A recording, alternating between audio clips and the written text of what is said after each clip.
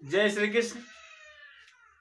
मेरे प्यारे भैया बहनों एवं समस्त विद्यार्थियों, आपका हमारी इस YouTube चैनल पर बहुत ही स्वागत और अभिनंदन है। मैं आपका तहे दिल से हार्दिक अभिनंदन करता हूं। जैसा कि आपने पूर्ववत हमारे वीडियो में अध्ययन किया मृदा के समस्त जानकारियों के बारे में कि मृदा क्या होती है, मृदा का प्रयोग हम किस प्रकार से करते हैं, मृदा का कहां कहां पर प्रयोग किया जा सकता है और मृदा संसाधन किसे कहते हैं। तो आज उसी वीडियो के उपरांत इस वीडियो में आप अध्ययन करेंगे कि मृदा संसाधन का संरक्षण किस प्रकार से किया जाए। अर्थात जिस भूमि पर हम रहते हैं, जिस भूमि पर तमाम प्रकार की खाने की चीजें हमें मिलती हैं, तमाम वस्तुएं, अनेकों प्रकार की वस्तुएं का हम प्रयोग करते हैं, उस मृदा संसाधन को संरक्षित करने के क्या उपाय होने चाहिए और किस तरीके से हम उसका संरक्षण करें। तो सबसे पहले हम आप सभी विद्यार्थियों भैया बहनों से निवेदन करना चाहूंगा कि आप हमारी इस वीडियो को अधिक से अधिक सब्सक्राइब करें और अधिक से अधिक लाइक करें तथा दोस्तों तक शेयर करें। चलिए तो प्रारंभ करते हैं। मृदा संरक्षण के इस चैप्टर में आप अध्ययन करेंगे मृदा का संरक्षण किस प्रकार से किया जाता है। तो सबसे पहले आप समझेंगे वन संरक्षण। मृदा संरक्षण को करने से पहले वन संरक्षण करने के उपाय करने चाहिए। मृदा संरक्षण का अर्थ है कि भूमि के कटाव को रोकना, भूमि के बहाव को रोकना, भूमि को असुरक्षित होने से बचाना, भूमि को उपजाऊपन खत्म होने से पहले बचाना या भूमि पे तमाम प्रकार की उर्वरक क्षमता वाली चीजों का उत्सर्जन करना। उसमें सबसे पहले है वन संरक्षण। वन हमारे जीवन का एक अमूलभूत उपयोगी संसाधन है जो कि जैव संसाधन के अंतर्गत आता है। जैव संसाधन एक जैव मंडल, हमारे भूमि स्थल पर ऐसा जैव मंडल जिसमें तमाम प्रकार के जीव जंतु, अनेकों प्रकार के प्राणी, जिसको हम पारिस्थितिकी तंत्र के अंतर्गत देखते हैं, जिसमें अपना जीवन यापन करते हैं, उसे बनाने की आवश्यकता होती है, उसे बचाने की आवश्यकता होती है। तो अगर पृथ्वी पर पूरे भूमंडल से वन संसाधन नष्ट हो जाएगा तो वन संसाधन के नष्ट होने से हमारी जो भूमि है उसका क्षरण निश्चित ही देखने को मिलेगा।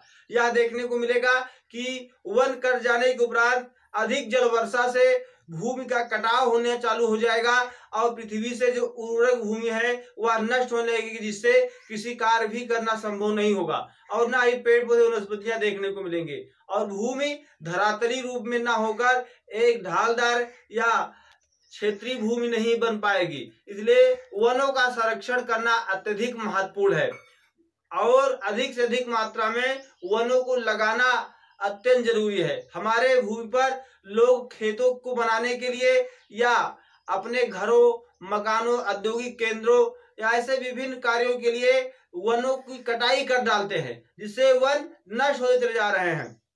हम आपको बताएं, हमारे इस पृथ्वी पर पूरे भूमंडल पर लगभग 29% क्षेत्र में यह देखने को मिलता है कि वनों का भाग है और वनों का संसाधन है।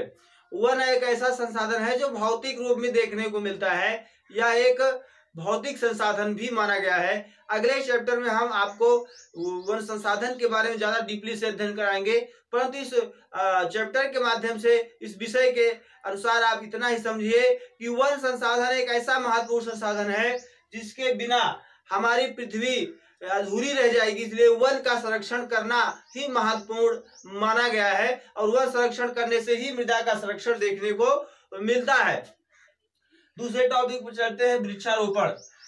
अगर हमारे इस जैव मंडल पर वृक्ष ही नहीं रहेंगे जो स्थल रूप में स्थलीय भाग में सबसे ज्यादा देखने को मिलता है, तो यह आप समझ पाएंगे कि पृथ्वी पर हमारा जीवन संभव नहीं है। मिट्टी, मृदा अगर हमारे जीवन में नहीं है तो हम अपने स्थान को कैसे सुदृढ़ कर सकते हैं, अपने वातावरण को कैसे निखार सकते हैं।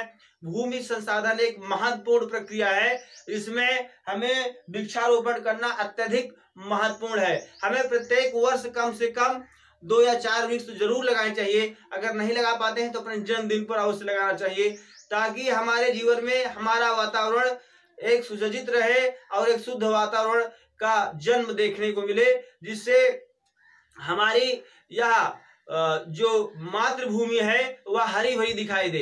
इसलिए हम वृक्षारोपण करते हैं ताकि जो मृदा है वह अपरदित होकर या अपघटित होकर एक स्थान से टूट टूट कर दूसरे स्थान तक ना बह जाए या ना चली जाए, जिससे हमारी भूमि की उर्वरक क्षमता नष्ट ना हो जाए। इसलिए हमें वृक्षारोपण करना अत्यंत आवश्यक होता है। अगला है बाढ़ नियंत्रण। बाढ़ नियंत्रण से आप यह समझ पाएंगे कि जो ऐसा क्षेत्र है जहां पर तटीय क्षेत्र देखने को मिलता है, जहां पर अधिक से अधिक मात्रा में जल का भराव देखने को मिलता है, समुद्र के किनारे का भाग या नदियों के किनारे का भाग जो होता है, वहां पर धीरे धीरे जल अधिक भर जाने से क्या होता है कि उस क्षेत्र को पूरा घेर लेता है और जल के भराव से वहां पर बाढ़ आ जाती है, जिससे मृदा का अपरदित होना, अपक्षयित होकर एक स्थान से दूसरे स्थान चले जाना देखने को मिलता है। इसलिए हमें बाढ़ वाले क्षेत्र में, जहां पर बाढ़ अधिक आती है, वहां पर वृक्षों को लगाना चाहिए तथा वहां पर बांध बना चाहिए, नदियों के ऊपर बांध बना चाहिए या समुद्र के किनारे वाले क्षेत्र में बांध बनाकर जल को रोकना चाहिए तथा उसके तराई क्षेत्र में वृक्षों को लगाना चाहिए, ताकि मृदा को अपघटित होकर या अपक्षयित होकर या अपरदित होकर एक स्थान से दूसरे स्थान जाने से बचाया जा सके और मृदा के कटाव को रोका जा सके, जिससे हमारा ये मृदा संरक्षण हो सके। इस तरीके से हमें यह प्रयास करते रहना चाहिए। नियोजित चराई, घा है नियोजित चराई। अगला पॉइंट है नियोजित चराई।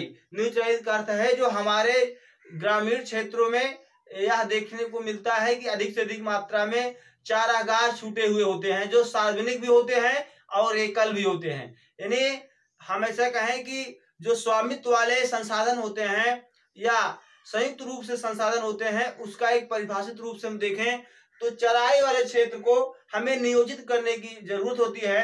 अगर वह क्षेत्र कृषि योग्य बना दिया गया या उसका प्रयोग किसी और चीजों के लिए किया जाने लगा तो वह भाग छूट जाएगा, नष्ट हो जाएगा, जिससे हमारे जो ग्रामीण क्षेत्र है वहां पर चराई वाला भूमि नष्ट होने लगेगा। या हम कह सकते हैं कि उसके किनारे अगर मेड़ी नहीं बनाई जाएगी तो उसमें से जल भराव होगा और जल भराव के साथ मिट्टी अपरदित होकर एक स्थान से दूसरे स्थान कटने लगेगी, बहने लगेगी, जिससे वहां की उर्वरक क्षमता नष्ट होने लगेगी। इसलिए हमें नियोजित करना चाहिए उस चराई क्षेत्र को।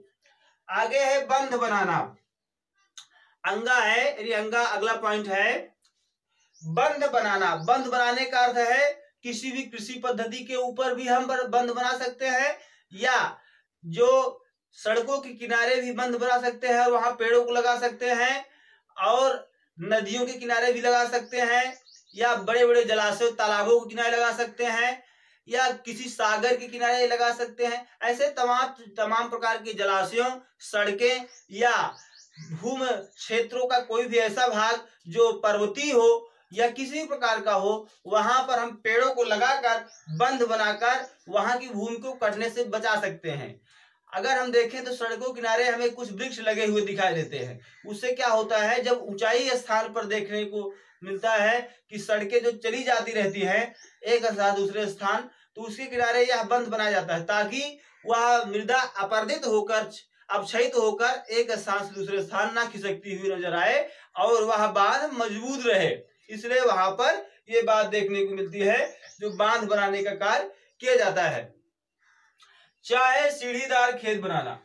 ऐसे क्षेत्रफल जो पर्वतीय क्षेत्रों में आते हैं वहां पर सीढ़ी नुमा खेत बनाए जाते हैं और वहां पर सीढ़ी नुमा खेत बनाने का अर्थ है कि वहां पर लाइनें बनाकर, ऐसे तमाम प्रकार की सीढ़ी नुमा लाइनें बनाकर कृषि की जाती है और जुताई करने के बाद यह लाइनें बनाई जाती है। जब जल एक ऊपरी शाखा से वहां पर छोड़ा जाता है, इस तरीके से नालिकाओं द्वारा या किसी भी पाइपलाइन के द्वारा, तो विभिन्न सीढ़ियों का जो बनाव होता है उससे जल को रोका जाता है और जल को रोकने से क्या होता है कि यह देखने को मिलता है कि जल वहां पर वह क्षेत्र जो सीढ़ी बनाकर रोक दिया गया है वहां पर छोटी छोटी नलिकाएं जो भूमि के आंतरिक भागों में देखने को मिलते हैं उसके द्वारा सोख लिया जाता है जल, और जल को सोखने से वहां पर पेड़ पौधे उगने लगते हैं या कृषि की जा सकती है। फिर जब उसमें वह भाग सिंचित हो जाता है तो दूसरे भाग को, उसी नलिकाओं को कट करके फिर तीसरे भाग में, फिर चौथे भाग में, इस तरीके से संपूर्ण रूप से पर्वतीय क्षेत्रों में कृषि की जा सकती है। यह प्रक्रिया आप देख सकते हैं, जो कि सीढ़ीदार खेत बनाने का एक कार्य देखने को मिलता है। अगर आप चले जाएं, हम कुछ स्थान बताएंगे, जैसे आप समझ सकते हैं कर्नाटक, केरल या असम या तमिलनाडु, ऐसे पर्वतीय क्षेत्रों में जहां पर तटीय क्षेत्र भी है, पर्वतीय क्षेत्र भी देखने को मिलता है। या अरुणाचल प्रदेश या हिमाचल प्रदेश की बात करें, प्रायद्वीप में अगर हम बात कर लेते हैं तो ऐसा क्षेत्र जो प्रायद्वीपीय पर्वत श्रृंखलाओं में आता है, इसमें हम अमरकंटक की पहाड़ियां या विंध्याचल की पहाड़ियां जो मध्य प्रदेश से होते हुए झारखंड या आगे बढ़ती हुई देखने को मिलती है। वहां पर इसी प्रकार की जो पहाड़ी लोग होते हैं, जो जनजाति लोग होते हैं, जैसे झारखंड में छोटा नागपुर के पठार में या और अन्य स्थानों पर आप देखेंगे, वहां पर संथाल या मुंडा या अन्य जो भी जातियां देखने को मिलती हैं, वे इसी प्रकार की कृषि को प्रगति में लाते हैं, जिससे उनका जीवन अधिक मात्रा में प्रगतिशील होता है। तो आप समझ पाएंगे इससे क्या देखने को मिलता है कि जो मृदा है वह संरक्षित भी होती है, एक प्रकार से जो पर्वतीय क्षेत्र है उसमें कटाव भी नहीं देखने को मिलता और कृषि कार्य भी हो जाता है। इसलिए हम कह सकते हैं कि सीढ़ीदार खेत बनाकर कृषि करने से मृदा संरक्षण होते हुए दिखाई देता है। कि मृदा को कैसे हम बचा पा रहे हैं, मृदा संरक्षण होने की प्रक्रिया का जन्म किस प्रकार से हो रहा है। अगले पॉइंट की तरफ बढ़ेंगे, समुच्च रेखीय जुताई या समुच्च रेखीय तरंगित भूमि पर कैसे हम कृषि कार्य करते हैं। समुच्च रेखीय एक ऐसा क्षेत्र है जो बहुत अधिक मात्रा में पर्वतीय क्षेत्र तो होता है, परंतु कुछ ऐसा क्षेत्र पर्वतीय का जहां पर भूमिगत व्यवस्था हम देखें तो भूकंप आते रहते हैं। यहाँ पर ठोस प्रकार के जो मरुस्थलीय भूमि होती है वहां पर उसको उपजाऊ बनाकर या जुताई करके वहां पर मेड़ी बनाकर कृषि कार्य करते हैं और वहां पर उसे उर्वरक क्षमता बढ़ाते हुए मरुस्थलीय क्षेत्र को उपजाऊ बनाते हैं। उसको हम समुच्च रेखीय भूमि भी कहते हैं, समुच्च रेखीय जुताई की भूमि भी कहते हैं। ऐसी भूमि जहां तरंगित प्रक्रिया ज्यादा देखने को मिलती है, वहां पर जो रेखाओं को बनाकर भूमि पर खेती करने की प्रक्रिया होती है, जिसमें मृदा को संरक्षित होने से बचाया जाता है, उसको हम इस प्रकार से देखते हैं। कृषि की पट्टीदार कृषि अपनाना, कृषि की पट्टीदार कृषि को अपनाना, कृषि की पट्टीदार कृषि को अपनाना। खेतों में हम देखते हैं कि विभिन्न प्रकार की नलिकाओं का निर्माण हो जाता है जुताई करने के बाद, तो उसमें जल प्रत्येक नलिकाओं में भर जाता है। अब नलिकाओं में जल भरने से दूसरी नलिकाओं में काट देते हैं या जल को सिंचित करने के लिए उसमें भेजते हैं, तो दूसरा से तीसरा फिर चौथा, इस तरीके से नालियां बनाकर जब कृषि करते हैं तो उसको हम कृषि पट्टीदार भूमि पर या किसी भी क्षेत्रफल पर कृषि को करने की प्रक्रिया जो देखने को मिलती है, इससे मृदा को संरक्षित होने में बहुत ही लाभ देखने को मिलता है। जैसे हम बात करें आलू की कृषि हो गई या गन्ने की कृषि हो गई या कि हल्दी की कृषि हो गई, किसी प्रकार का ऐसी पौधे की रूपाई जिसमें पट्टीदार खेतों में निर्माण करके पट्टियों का कृषि करते हैं, उससे क्या होता है कि मृदा का संरक्षण देखने को मिलता है। सस्यावर्तन, उर्वरता पैदा करना, ये है अगला पॉइंट। सस्यावर्तन का अर्थ है कि ऐसा क्षेत्र जो कि पर्वतीय क्षेत्र हो या पठारी क्षेत्र हो या मरुस्थलीय क्षेत्र हो या मैदानी क्षेत्र हो, और ऐसा भाग जहां पर उर्वरक क्षमता कम देखने को मिलता है, उसे उर्वरक क्षमता वाला बनाकर उसमें जो खेती की जाती है उसको सस्यावर्तन भूमि कृषि कहा जाता है। इससे यह होता है कि मृदा जो अनुपजाऊ है उसको उपजाऊ बनाकर उसमें क्या किया जाता है कि उसे कृषि योग्य बनाकर मृदा को एक स्थान से दूसरे स्थान अपघटित होने या अनुपजाऊ होने से बचाया जाता है। इससे मृदा की गुणवत्ता बढ़ती है, उसका संरक्षण भी होता है।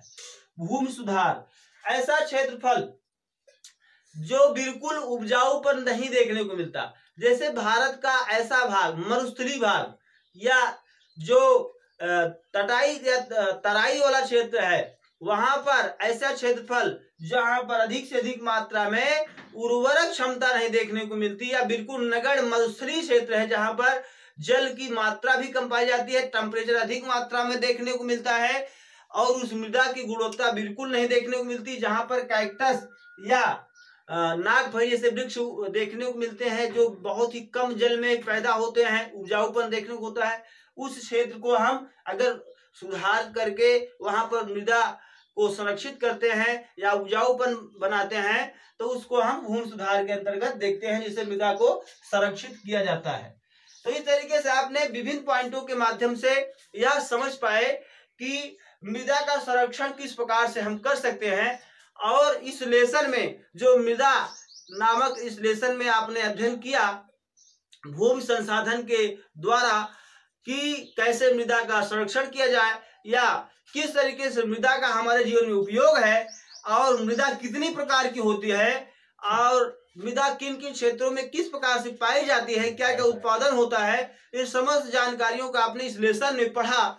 और इसके बाद आप अगले लेसन में कुछ और जानकारियों के साथ अध्ययन करते रहेंगे, जिसमें आप यह समझ पाएंगे कि हमारे भारत देश में वनी भाग कितना है। और अगला लेसन इसके बाद आपका जल संसाधन होगा। तो इस तरीके से आपका यह पहला लेसन जो कक्षा 10 की एसएसटी सामाजिक विज्ञान यूपी बोर्ड का समाप्त होता है। और इसके साथ आप समझेंगे संसाधन का या जो भूमि संसाधन और अन्य संसाधन से जुड़ा हुआ संसाधन लेसन तक समाप्त होता है। और इसके उपरांत आप समस्त जानकारियों को अध्ययन करते रहेंगे। इस तरीके से आज इस वीडियो में आपने पहले लेसन को अध्ययन किया और दूसरे लेसन के साथ हम फिर से उपस्थित होंगे। तब तक आप इसका अध्ययन करते रहें। और एक बार फिर से निवेदन करना चाहेंगे कि आप हमारी इस वीडियो को अधिक से अधिक लाइक करें, शेयर करें और अपने मित्रों से अधिक इस विषय पर चर्चा करें। तब तक के लिए जय हिंद, जय भारत।